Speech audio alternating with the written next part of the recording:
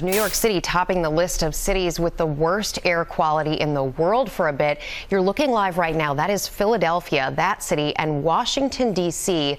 dealing with it as we come on the air this morning. We have to think of our neighbors to the north in Canada. They're dealing with this as well. Yes, we have to put masks on here, but there, more than 11,000 people have been evacuated from parts of northern Quebec. Another 4,000 will be evacuated soon. Now take a look at this map, showing how widespread the smoke is. We have team coverage for you, beginning with Trevor Ault, looking out on a hazy New York City skyline. Good morning, Trevor. Good morning, Robin. And you know New York City skyline has been photographed from every angle, but it has never looked the way it's looked in the past 24 hours. And we watched as it advanced from a very heavy fog to instead yesterday looking like we were on another planet, all while receiving those terrifying warnings from officials that the air we're breathing is dangerous. This morning, the surreal images of major cities blanketed by wildfire smoke pouring in from the north. New York City turning into an orange dystopia. The George Washington Bridge piercing through that ominous plume. And this time-lapse from EarthCam capturing the city skyline as it turns apocalyptic in just 2 hours. Times have changed. Our kids are getting worse. They won't obey their parents. They just want to fart and curse. Should we blame the government or blame society? Or should we blame the images on TV? No, blame Canada. Blame Canada. It seems that everything's gone wrong since Canada came along. Blame Canada. Blame Canada. We need to form a full assault. Mr. Roker, how you doing? I'm doing pretty good, but I know a lot of folks, I mean, we saw these stunning pictures of the orange landscapes all throughout the Northeast, especially in New York.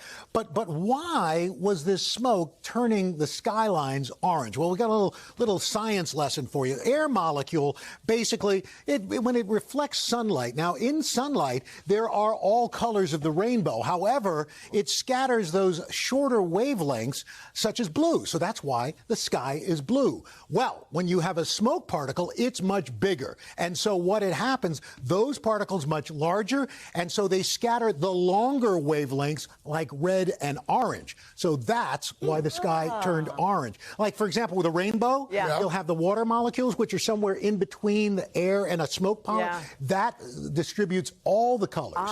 So that's why we see rainbow when we have after a rainstorm. So just Earth a science, little that was something awesome. There. Okay.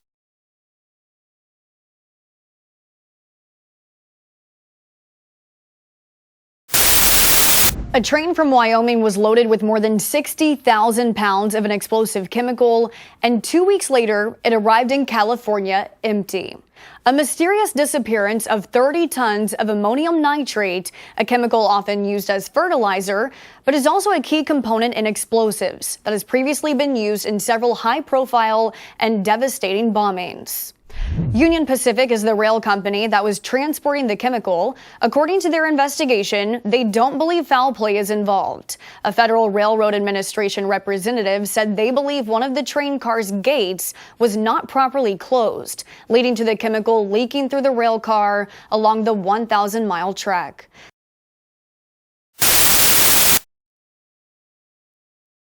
Well, we got a little science lesson for you.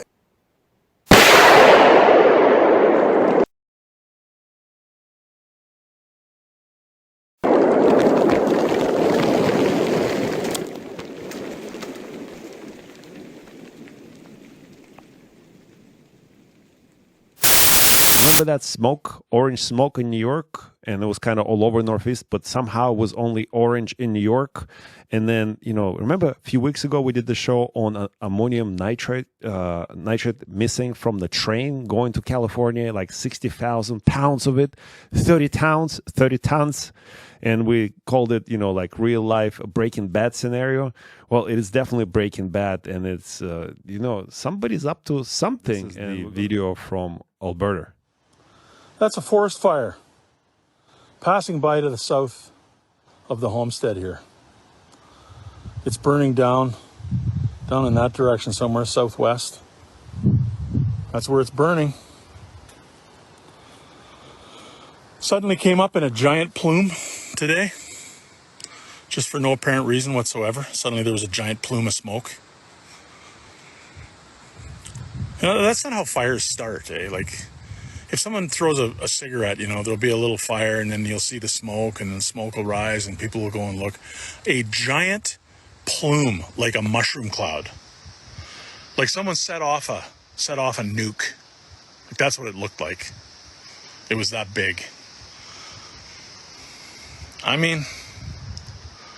Well, and the reason why I played this video, because actually I've been contacted by some sources and they say, look, there's some shenanigans going on. What if the smoke is to cover some event that happened in Canada? But what if it didn't? What if it's some event that's happening south of the border, like New York, New Jersey? And we'll explain on that more. But this video does prove that there was some shenanigans. And again, like if you look at the picture, we right there in the red square, you see a whole bunch of shenanigans going on. This is the fires that started in Quebec all at the same time. And I have a video for that, if you bear with me. Mel, what's your theory on this?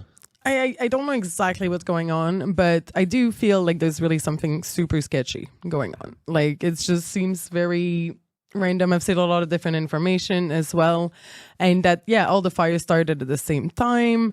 And then, everything went to the States. I mean, Quebec, in Montreal, we barely had any of the smoke. Like, there was like one day where it was a bit smoky and you could smell the fire, but then it was gone. And then everything went down to New York, and New York being one of the biggest city around, like, it's just a bit odd that everything just went straight over there.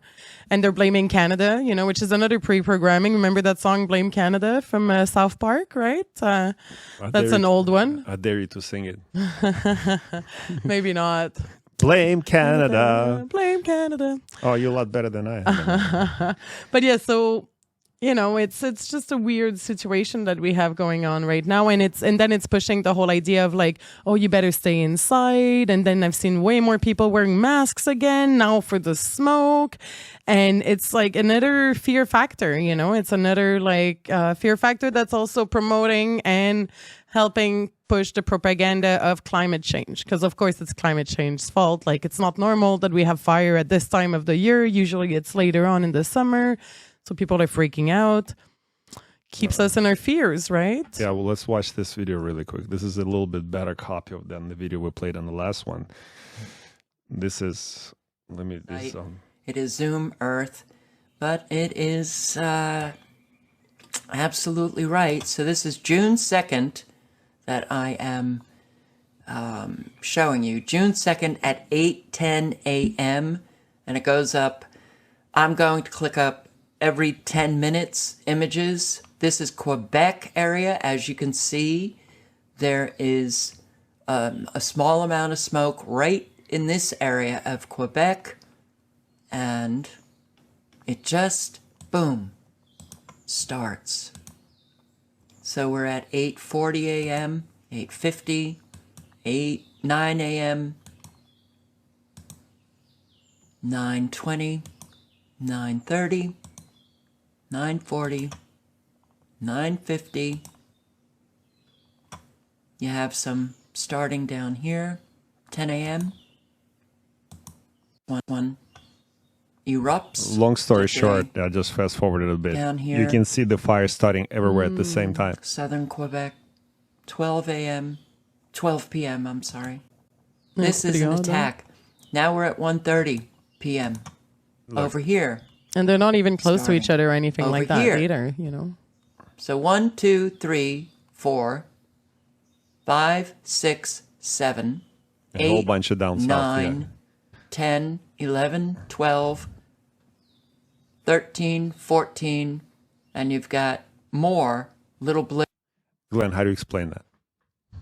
Well, done purposely to cover up. We're going into the second phase of the carbon tax. We said it a long time ago. They're going to find a way to tax the air that you breathe, and they're going to do it indirectly through the taxing the big corporations who will pass the cost increase on to the population. Remember this? Well, you guys watched this at all? They brought in African firefighters from South Africa. Not that it's okay. We are thankful, But we just watched this video in a previous, forest fire episode where a lot of the retired people that actually know the woods, they know the topography, they know how to fight it, they understand the integrative differences of geological and the whole. What are they called the woods, Mal? The woods. Boreal forest. Yeah, boreal yeah. forest. Yeah. They have Yep. they understand how to fight this, The but land, yet yeah. and they don't have money for firefighters, but they bring those. Not only that, big guy, but we were told here that the unions offered up a whole bunch of firefighters around the Montreal I heard about region that, to and they go up there, refused. and they told them no, we Yeah. don't need you, but Yeah. because they got the contingent coming from South Africa. Like that seems really far to me. Well, Like to it's come not- all the way from South Africa. The explanation is those people don't care and they wouldn't know. They wouldn't know the difference. Yeah, They wouldn't know the difference, and Mhm. also they wouldn't, even Maybe. if they did see some foul play, like, well, this is, they wouldn't care. They're here for a job. They're going to get paid in there. But people that actually reside here, they will call attention to it, like the firefighter we played in the last episode. And then you ask, well, how did they start fires all over Quebec? Well, maybe that's how. Like we have this the video. bag burning. And it started everywhere, like something like 250. That's how you start 250 fires simultaneously, by flying a helicopter through different locations and just spraying. And that's also like referring to this guy who we just watched. He's like, oh, it's a big mushroom cloud. If you drop the cigarette and it starts a little bit and then it just expands. And how does it become really big into like mushroom cloud? Well, that's how you just light the whole thing on fire. Yeah, and I heard about something like, because they use sometimes the fire to stop the fire, like Yes. bag burn or whatever they call it. Controlled burn. Controlled burning. But apparently some firefighters were saying that like the footage that we saw with the helicopter made no sense in the way that it was being done, that it wasn't fire control with fire, basically. Well, because the top of the trees fire, from what I understand, what I know, like the top tree fire, that's the one that you can't stop. The ground fire, they can't. But once they hits the tops, that's it. It's over. Not only that, but a ground fire early in the season, it's not even the summer yet. It's still spring. And that's up in the north, so it takes longer for the snow to melt. And they had a lot of snow this year because they were saying that we were getting floods. Only 6 weeks ago, they were saying, watch out, the rivers, the stream, they're all high. And so they're still wet at the bottom level, but the top part is drier because that's the one that's open to the sun. So that's the part that they set the fires to. Makes sense. Well, remember this train that disappeared, right? 60,000 pounds of explosive chemical lost. And now notice the language that they use. They use the language of explosive. So they steered you in the wrong direction. They're like, oh, and we actually said, stay away from the big cities. Well, you probably should do it all the time anyway. But stay away from the big cities with we won't call them for a terrorist attack in the new Oklahoma building, or anything like this. But what we're referring to, this is what usually used as explosive because they actually directed us in this to think that way in this article, and this is what why language is important, and this is the steer you to think certain way, and this is a prime example of that. But I'm gonna show you guys a video, and this is the truck I think filmed in New Jersey. Can you imagine they're trying to get away with saying that 30 tons of this highly flammable material There's just lost. leaked out of a train onto the tracks the whole way? I know, and people are supposed to believe that. And where's the evidence of that? There it is.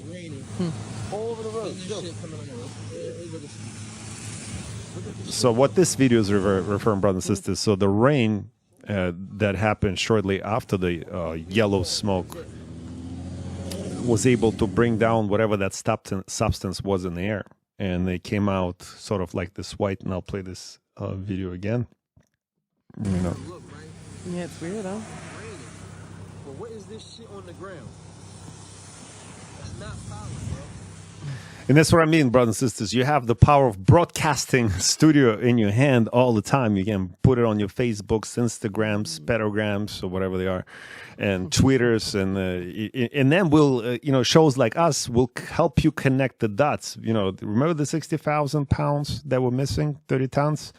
Let's watch this video. This is an amazing video. We need investigative journalists like this lady But let's listen to her show. So obviously then my mind went immediately to the 60,000 pounds of ammonium nitrate that's still missing somewhere. All right, so here's where it gets good. I Google what happens to ammonium nitrate whenever it interacts with water. It becomes that white crystallized powder that you just saw, kind of like you saw in that TikTok.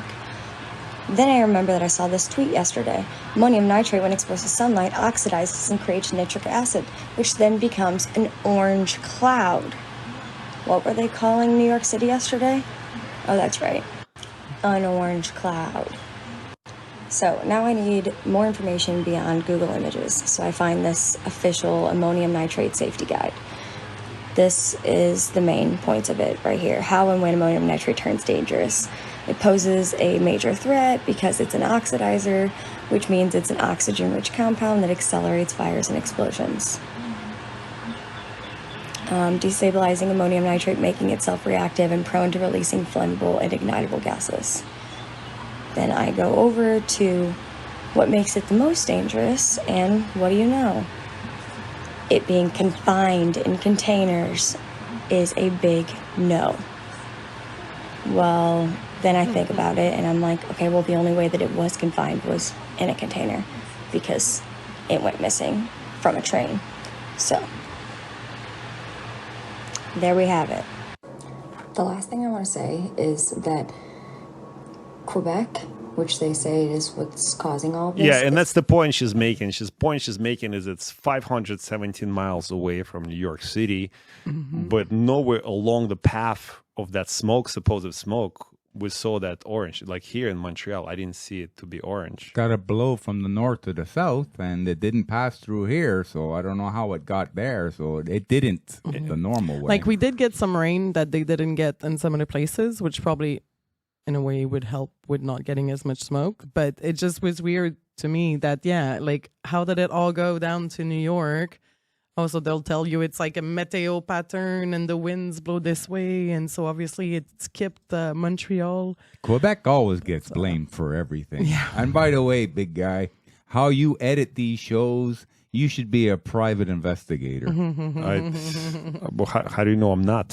How do you know I'm not? Yeah, brothers and sisters, if you want me to investigate, no, I'm not doing any of that. There's another conspiracy theory. Let's. Okay, guys. So I'm at the gym this morning, sitting in the sauna. I hear this girl talking about how she left New York, and of all people, I'm like, of course. I'm like, why? What's going on? Oh, what do you do for work? She works for the Department of Defense. So, okay, your girl's like, okay, tell me all the things. So when all of this went down with the fires up in Canada, she was told about this actually days and days before it happened. And she left New York because supposedly this was supposed to shut down the city for 2 weeks. They didn't want to make it too out of control, but at the same time, they wanted to make an impact so we can blame it on climate change and then, of course, go towards like the digital currency, the 15-minute cities. And at the end of the day, she's like, it's all about overpopulation, which... Glenn, that's what you said. Yeah, basically, but she says it a little more eloquently. But yeah, I tell it like it is, champ. This is all fake, phony, and false. And people should wake up and realize it, and you're going to have to protect yourself. But wearing a mask, I don't think is going to work. Well, they told you it's not going to work. Just like it did at the beginning of the scamdemic. Yeah, it's a different type of mask wearing, but I just thought it was interesting to see everybody starting to wear a mask again and stay home and. They advised against it. We played we actually showed in a previous show that they advised against wearing a mask. Sure, again. So this is what smoke looks like on the left when it's from the forest fire, and on the right, this is what ammonium nitrate burning looks like. Right. So. What is going on? What is going on?